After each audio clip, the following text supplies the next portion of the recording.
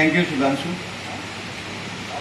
मैं आप सभी मेरे सम्मानीय जो गुरुजन डॉक्टर्स हैं, जो मेरे सीनियर भी हैं और एक तरीके से मेरे लिए हमेशा से प्रेरणा के स्रोत रहे हैं, मैं आदरणीय हमारे सभी सीनियर डॉक्टर्स का अभिनंदन करता हूं कि आज आपके बीच में इंदौर की धरती से आकर मैं अपनी कुछ बातें रखने जा रहा हूं।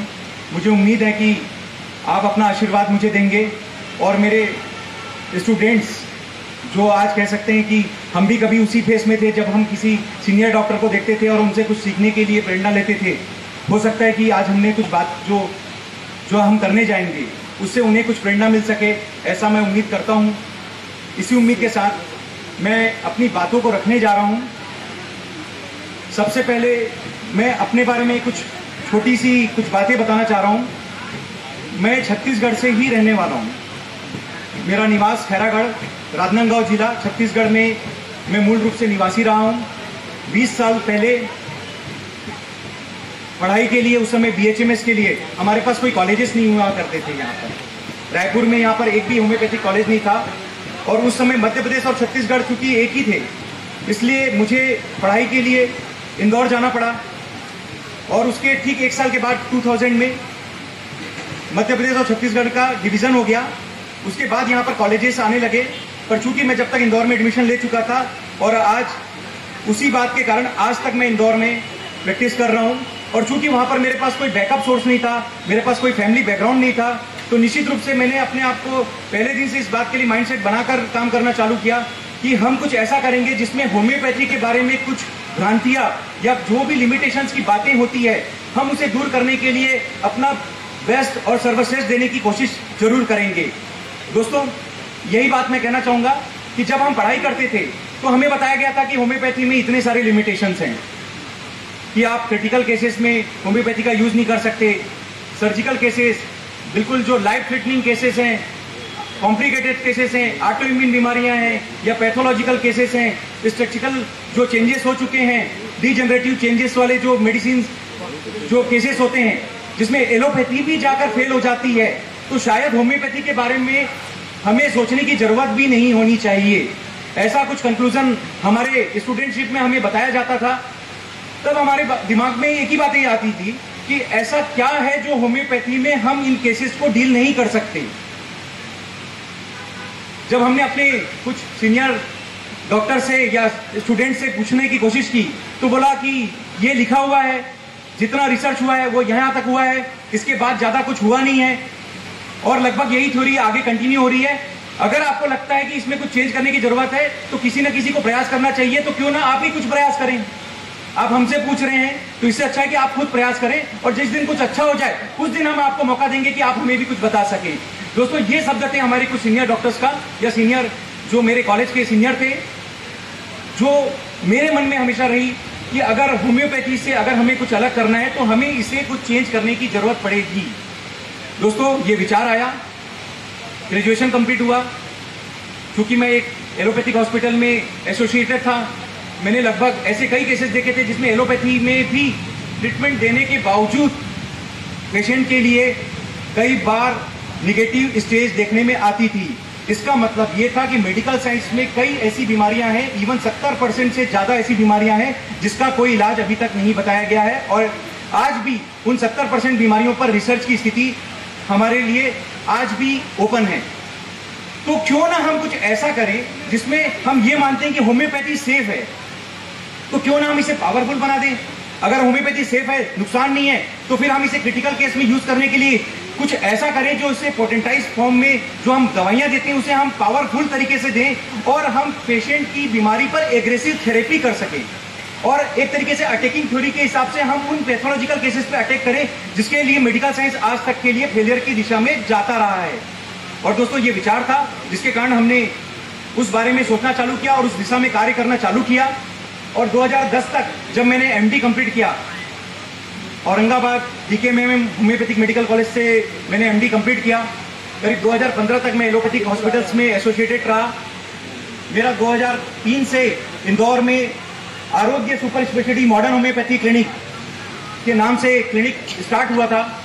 और दोस्तों, आज 18 साल के बाद हम ये कहने की स्थिति में आ गए हैं, जिस बात के लिए हमें हमारे सीनियर्स ने कहा था कि जिस दिन तुम्हारे पास कुछ ऐसा डाटा हो कि तुमने कुछ चेंज किया हो, शायद हम तुम्हें सुनना चाहेंगे और उस दिन आप सुनाना। और उस दिन जब मैं वो वहां बैठा था, जो स्टूडेंटशिप में जो सुनता था, मैं उम्मीद करता हूं कि आज मेरे कोई भी स्टूडेंट अगर इस बात को सुन रहे हैं तो हो सकता है कि एक अगला अर्पित चोपड़ा 15 साल बाद या 18 साल बाद जरूर यहाँ पर आकर बोले, ताकि मैं उसे सुन सकूं, ताकि मुझे लगे कि जिस तरीके से हमारे सीनियर डॉक्टर्स ने होम्योपैथी के लिए इतना अच्छा काम किया है, उन्होंने इस होम्योपैथी को जितना आगे बढ़ाया है, हम जैसी जो यंग जनरेशन की, जो आने वाली डॉक्टर्स की जो श्रृंखला है, वो उसे और आगे बढ़ाए। डॉक्टर एनिमल साठ ने 90 साल तक अपना जो क्लिनिकल रिसर्च या जो भी अपना मॉड दिया, उन्होंने बेस्ट देने की कोशिश की। उसके बाद की जवाबदारी उन्होंने हम पर डाली थी, हमारे सीनियर डॉक्टर्स ने उसे बखूबी निभाया और जितना उनसे हो सकता था उन्होंने बेस्ट आज भी करने की कोशिश की। और ये अब हमारी बारी है कि हम अपना बेस्ट दें और होम्योपैथी को कुछ एडवांसमेंट देकर आगे की जनरेशन के लिए एडवांसमेंट ऑफ होम्योपैथी, भविष्य की होम्योपैथी के नाम से हम कुछ इस्टेब्लिश कर सके। दोस्तों, इसी श्रृंखला में आज हम कुछ बात करने जा रहे हैं। हो सकता है कि मेरे कुछ विचार से अगर किसी प्रकार की आपको किसी कंफ्यूजन की स्थिति होती है तो आप मुझे पर्सनली भी पूछ सकते हैं, या फिर हो सकता है कि हम बाद में भी इसके बारे में और अच्छे से खुलकर डिस्कस कर सकते हैं।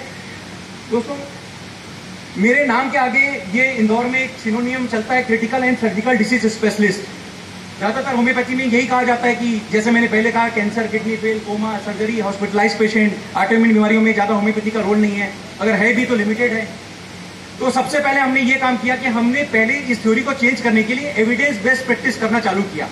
आज दुनिया का कोई भी सिस्टम होगा, चाहे WHO की बात करें या वर्ल्ड वाइड, कहीं पर भी होम्योपैथी की बैंड होने की जो न्यूज आती है, सबसे पहले यह पूछा जाता है कि होम्योपैथी में प्लेसिबो इफेक्ट है, तो आपके पास ऐसा कौन सा एविडेंस है? सर, आप सहमत होंगे इस बात से कि प्लेसिबो इफेक्ट को अगर हमें हटाना है, अगर हम जानते हैं कि होम्योपैथी काम करती है, ये आप और हम समझ रहे हैं, पेशेंट समझ रहा है, लेकिन अगर कोई लीगल अथॉरिटी, कोई मेडिकल यूनिट अगर हमसे डिमांड करती है, तो ये हमारा फर्ज होता है कि हम उसे एविडेंस के बेस पे प्रूव कर सकें। जिस तरीके से मेडिकल साइंस हर चीज का एक्सेप्टेंस क्लिनिकल रिसर्च या मेडिकल साइंस के एविडेंस बेस्ड डेटा से मानता आया है। तो दोस्तों, हमने इस बात को चेंज किया, हमने होम्योपैथी को एविडेंस बेस्ड प्रैक्टिकल होम्योपैथी में चेंज किया और लगभग सभी पैथोलॉजिकल केस, चाहे वो कैंसर के हो, किडनी फेलियर के हो, अस्पताल में गंभीर रूप से भर्ती मरीज हैं, कोमा के पेशेंट्स हैं, ऑटोइम्यून बीमारी जिसमें NA factor, RA factor, ankylosing spondylitis, HLA-B27 जैसी रिपोर्ट पॉजिटिव थी, जिनको हमने निगेटिव किया, ऐसी सभी पेशेंट्स के डेटा, चाहे वो किसी भी प्रकार की बीमारियां, 300 प्रकार की बीमारियों के जो 3000 से ज्यादा पेशेंट्स का डेटा हमने हमारे YouTube के चैनल पर, वेबसाइट पर एक तरीके से उसे रखा, उन पेशेंट्स के बारे में जानकारी दी, उन पेशेंट्स के प्री एंड पोस्ट रिपोर्ट्स को शेयर किया और उनके नाम और नंबर के साथ उनकी व्याख्या दी, ताकि लोगों को ये समझ सके कि ये पेशेंट कौन था, इनकी पहले की प्रॉब्लम क्या थी, इन्होंने एलोपैथी या दूसरे सिस्टम में क्या ट्रीटमेंट लिया, और जब इनको सब जगह से हाथ खड़े कर दिए गए थे तो मॉडर्न होम्योपैथी ने किस तरीके से उन्हें वापस योगदान दिया। इसी कड़ी में मैं आज कुछ बात बताने जा रहा हूं।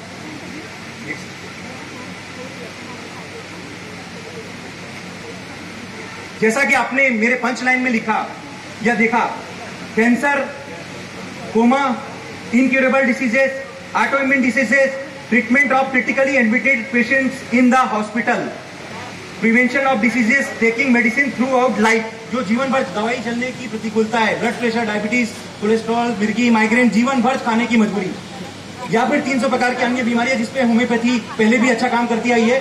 इस तरीके से करीब 300 बीमारियों पे जो हमने पंच लाइन जिस पे काम करना चालू किया, ज्यादातर वही पेशेंट जो मेडिकल साइंस के फेलियर केसेस, कैंसर स्टेज 1 से स्टेज 4 में, खास करके स्टेज 3 या स्टेज 4 के पेशेंट जिनको एलोपैथी ने लगभग मना कर दिया हो, कोमा के पेशेंट जिनके लिए शायद दूसरा जीवन लगभग असंभव है, उनके लिए इनक्योरेबल कैटेगरी के जितने पेशेंट, चाहे वो किसी ऑटोइम्यून बीमारी के पेशेंट हो, चाहे वो सर्जिकल कैटेगरी के पेशेंट्स हो या डिजेनरेटिव चेंजेस वाले पेशेंट्स हो, autoimmune, fibromyalgia, ankylosing, rheumatoid arthritis, psoriasis, Parkinson's, MND, इस तरीके की बीमारियां, क्रिटिकली एडमिटेड पेशेंट हॉस्पिटल में जो कि इतना एलोपैथी ट्रीटमेंट लेने के बावजूद भी रिस्पॉन्ड नहीं कर रहे होते हैं।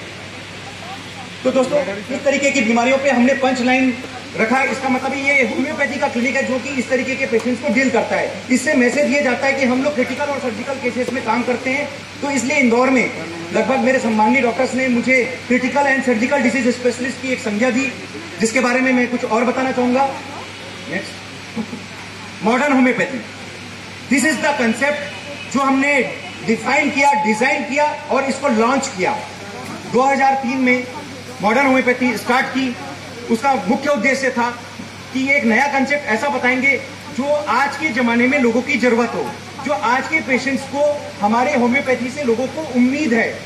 ऐसा कोई पेशेंट नहीं होता जो हमसे ये पूछता है कि सर आप इतने परहेज देते हैं, होम्योपैथी में सुना है आप लोग इतनी रिस्ट्रिक्शन रख देते हैं, क्या कोई ऐसा तरीका है कि हम इस रिस्ट्रिक्शंस को कम कर सकें, इन परहेज से अपने आप को बचा सकें। ये उनकी मन की विश होती है। हो सकता है हम एज ए पेशेंट हम भी ऐसा सोच सकते थे। हर पेशेंट चाहता है कि हम जड़ से अपनी प्रॉब्लम को सॉर्ट आउट करें, कंप्लीट क्योर करें। जैसा कि हेल्थ की डेफिनेशन होती है physical, mental and social wellbeing, तो लगभग ये वाकई हर पेशेंट की डिमांड है कि आप उसे फिजिकली ठीक करें, मेंटली उसको सेटिस्फाई करें, उसका कॉन्फिडेंस बढ़ाएं, उसकी बीमारी से जो जीत हासिल करने की जो क्षमता है उसके मन में जागृत करें, और सोशली जिस चीज के लिए वो जाना जाता है, माना जाता है या पहचाना जाता है, जिसका वो सामाजिक जो कर्तव्य करना चाहता है उसे वो अच्छे से परफॉर्म कर सके। तो हम उसे इतना कॉन्फिडेंस दें अपनी दवाइयों से, अपने इलाज से, कि वो तीनों एंगल पर फिजिकली, मेंटली, सोशली वेलबींग होकर हेल्थ की कंप्लीट डेफिनेशन को पूर्ति कर सके। और होम्योपैथी से इस बात की पुष्टि हमें किसी मंच पे अगर करना हो तो हम उसे साबित भी कर सकें। इजी होम्योपैथी में 15 मिनट पहले कुछ नहीं खाना, 20 मिनट पहले कुछ नहीं खाना, दवाइयों का इतना लिमिटेशन, ऐसा पदार्थ नहीं खाना। ये जो कुछ हो सकता है कि मेरे इस विचार से कभी कुछ कंफ्यूजन हो तो मैं उसके लिए माफी चाहूंगा, लेकिन ये एक आम भ्रांति है जो पेशेंट हमसे पूछता भी है कि सर इसमें इतने परहेज देते हैं, तो परहेज ना दें या कोई ऐसी चीज बताएं जिससे आप परहेज को अवॉइड करके अपना कुछ खुद का ऐसा कुछ विकल्प दें जिससे हम परहेज के पीछे ना भागे। तो दोस्तों हमने वही विकल्प दिया। हमने पेशेंट को बोला आपको हम परहेज से ज्यादा हम आपके रिस्पॉन्स बढ़ाने पर काम करेंगे, हम आपको बचने पर ज्यादा विश्वास नहीं करेंगे, हम आपको बचाने के लिए आपका medical response, body response, immunity response बढ़ाएंगे। और दोस्तों ये थ्योरी थी कि हमने परहेज देना बंद किया। हमने होम्योपैथी के नाम से किसी भी तीव्र गंध वाले पदार्थों का परहेज देने की जो थ्योरी है उसे बंद किया और पेशेंट को इजी मोड में दवाइयां देने के लिए प्रोत्साहित किया। अगर उनकी इच्छा है कि हम दिन में 2 बार लेंगे, दिन में 1 बार लेंगे, दिन में 3 बार लेंगे, तो हमने उस डोज को उस तरीके से मॉडिफाई किया, उनके एक्सेप्टेड फिजिबिलिटी प्लान के हिसाब से उसे वापस फिजिबिलिटी के साथ उसे देना चालू किया। इसका फायदा ये हुआ कि पेशेंट हमेशा खुश होकर दवाई लेने लगे। जो हमने पावर था उसका बढ़ाया, हमने अपनी दवाइयों का पावर बढ़ाया, हमने उसकी एग्रेसिव थेरेपी की जो अपनी परिकल्पना है, क्योंकि होम्योपैथी में सबका अपना अपना तरीका होता है, हमारे सभी सीनियर डॉक्टर्स का अपना विजन है कि हम इस तरीके से किसी पेशेंट के लिए हम उसका व्यू लेंगे, केस टेकिंग लेंगे। वैसा मेरा भी एक तरीका है। मैं टारगेट पैथोलॉजी पर हमेशा पैथोजेनेसिस क्राइटेरिया के आधार पर एक्शन लेने के लिए एविडेंस बेस्ड प्रैक्टिस पर विश्वास करता हूं। इसके लिए मैंने इसका नाम दिया मॉडर्न होम्योपैथी, और हमने उसे सेफ ट्रीटमेंट दिया, क्योंकि होम्योपैथी में कोई केमिकल नहीं होता, तो इस बात के लिए हमेशा पेशेंट सेफ रहता है, जो पहले भी बताया जाता था। और सबसे बड़ी जरूरत जो आज के जमाने में होम्योपैथी की है, लोगों को फास्ट ट्रीटमेंट की जरूरत है। ऐसा कोई पेशेंट नहीं चाहेगा कि आप उसे 10 साल 20 साल का ट्रीटमेंट दें। तो दोस्तों या मेरे स्टूडेंट्स, मैं यही बात करना चाहूंगा कि हम पूरी कोशिश करें कि हम होम्योपैथी में कुछ ऐसा दें जिससे हम पेशेंट्स को फास्ट ट्रीटमेंट देने के लिए प्रोत्साहित कर सकें। और उसके लिए हमें अपना आप पर जो कॉन्फिडेंस है, होम्योपैथी पर कॉन्फिडेंस है, हमारे सीनियर डॉक्टर्स की जो सीख है उसे एक्सेप्ट करके उसे आगे बढ़ाने के लिए कुछ अलग करना पड़ेगा। और कहीं ना कहीं उसको साबित करने के लिए उसके रिपोर्ट्स में भी इस बात की पुष्टि होनी चाहिए, और बॉडी रिस्पॉन्स पर भी लाने के लिए कुछ ना कुछ चेंज करना पड़ेगा। तो वो फास्ट ट्रीटमेंट देने के लिए हमने लगभग होम्योपैथी की सभी जितने भी स्केल थे सभी का उपयोग करना चालू किया। 50 लाख पावर तक की दवाइयों का उपयोग लेना चालू किया। 4000 से ज्यादा दवाइयां आज के डेट में हमारी होम्योपैथी में मौजूद हैं, लेकिन हमने जो ज्यादातर प्रैक्टिस के क्राइटेरिया में देखें 200, 300, 500, 700 दवाइयों से ज्यादा हम लोग ज्यादा जा नहीं पाते।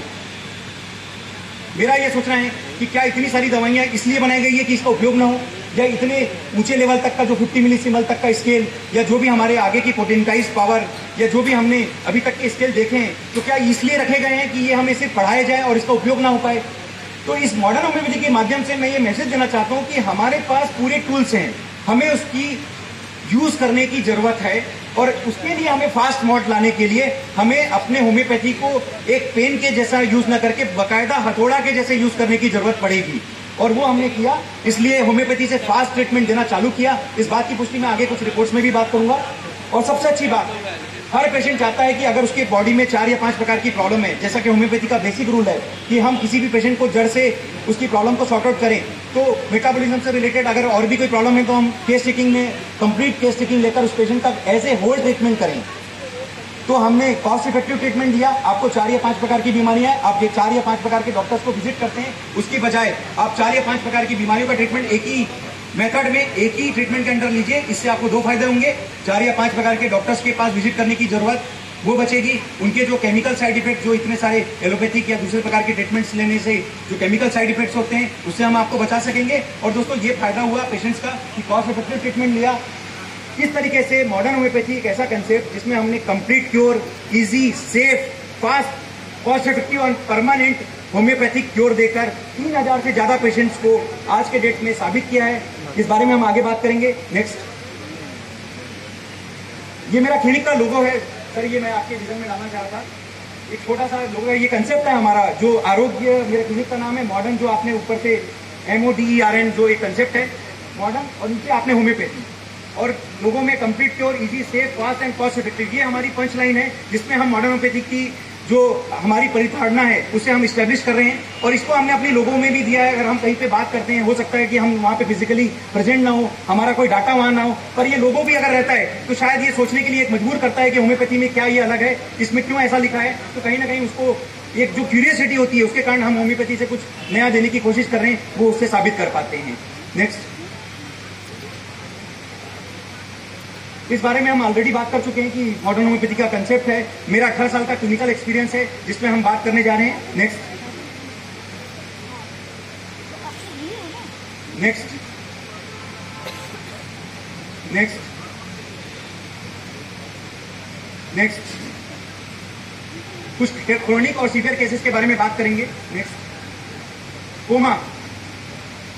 शायद होम्योपैथी में अगर कोमा का पेशेंट अगर हमें देखने का सौभाग्य मिले तो शायद हो सकता है कि ये हमारे लिए बहुत ही चैलेंजिंग होगा, और निश्चित रूप से ये हमारे लिए बहुत ही ज्यादा अपॉर्चुनिस्टिक मेथड भी हो सकता है।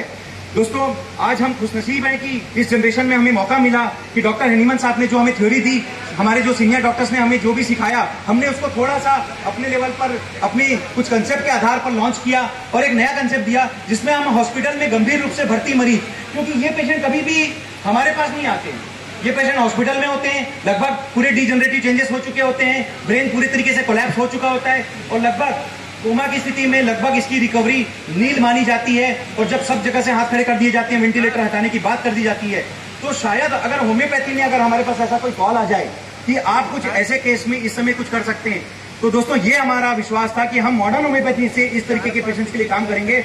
और आज सर आप लोगों के आशीर्वाद से इंदौर में इतना मुझे मौका मिलता है कि इंदौर के जितने क्रिटिकल ICU वाले पेशेंट्स हैं उन्हें देखने का मौका मुझे सौभाग्य मिलता है। अगर उनके पास से कोई भी केस बिगड़ता है तो लगभग सभी हॉस्पिटलों में हमारी पहचान है, वहां पे हमने कई सारे पेशेंट्स को ठीक किया हुआ है, उनको कोमा की स्थिति से बाहर लिया है। तो कहीं ना कहीं हम वो काम करते हैं कि हम न्यूरो पैरासिम्पेटिक सिस्टम पर अंदर से एक्टिव करते हैं, क्योंकि वो ऊपर से काम करते हैं सर, हम अंदर से पैरासिम्पेटिक सिस्टम को एक्टिव करने के लिए होम्योपैथी से ताकत देते हैं। और ये जो ताकत है, जो पेशेंट का खुद का इनर सेल्फ से जो रिस्पॉन्ड करता है, जैसा कि हमारा वाइटल फोर्स की थ्योरी है, चाहे हमारे सीनियर डॉक्टर्स की बताई गई मेटाबॉलिज्म करेक्ट करने की थ्योरी है, वो उससे मैच करती है और कहीं ना कहीं ऐसे न्यूरोलॉजिकल केस में किसी चमत्कार से कम साबित नहीं होती है। तो इस तरीके के काफी सारे पेशेंट्स हैं जिनकी डॉक्यूमेंट्री आप मेरे यूट्यूब के चैनल पर उन पेशेंट के रिपोर्ट के, उन पेशेंट के वीडियो के साथ देख सकते हैं। कोमा के काफी सारे पेशेंट्स जो हमने ठीक किए उनके बारे में हमने बात की। Next, cancer. आज मेरे सौभाग्य की डॉक्टर रुपेश कैंसर के लिए मेरे साथ, मेरे फ्लाइट में हम लोग साथ में आए तो हमारी चर्चा रास्ते में हो रही थी। सर कैंसर पे बहुत अच्छा काम कर रहे हैं, मेरे से 2 साल सीनियर है सर, बॉम्बे में काम कर रहे हैं। मुझे सौभाग्य इतना नहीं मिला कि मैं इतने बड़े शहर में रह सकूं, पर बॉम्बे से छोटा मिनी बॉम्बे इंदौरी से ही हमने कैंसर पे बहुत अच्छा काम करने की कोशिश की। कुछ एग्जाम्पल के बारे में हम बात करेंगे। Kuldeep Sharma, AML cancer, acute myeloid leukaemia, platelet 17,000, last stage, बिल्कुल हाथ खड़े कर दिए गए हैं। 7 से 10 लाख रुपए का ट्रीटमेंट हो चुका है। मॉडर्न होम्योपैथी ट्रीटमेंट चालू किया, 7 दिन में प्लेटलेट 2,11,000, 15 दिन में 4,34,000। ये पेशेंट की डॉक्यूमेंट्री आप यूट्यूब के चैनल पर जाकर देख सकेंगे। आसिया अंसारी,